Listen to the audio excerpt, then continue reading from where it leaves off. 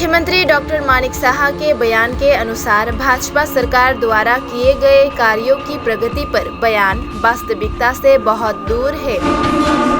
और अम्बासा और अन्य पहाड़ी क्षेत्रों के लोगों के लिए असंबंधित है, क्योंकि उन्हें अपनी मांगों को सरकार तक पहुंचाने के लिए राष्ट्रीय सड़क को अवरुद्ध करने का सहारा लेना पड़ता है।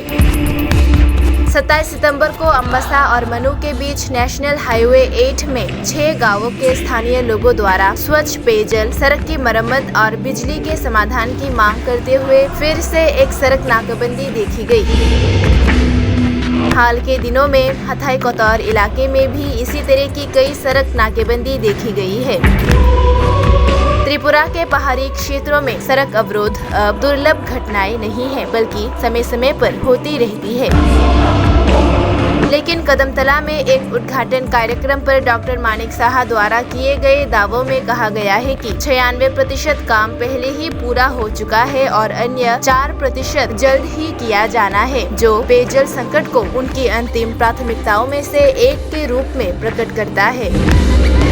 सब डिविजनल मजिस्ट्रेट द्वारा पूजा से पहले या 1 महीने के भीतर सड़क की मरम्मत के आश्वासन के बाद नाकाबंदी हटा दी गई और ये भी कहा कि बीडीओ और एक कनिष्ठ अधिकारी जल्द ही निरीक्षण के लिए आएंगे।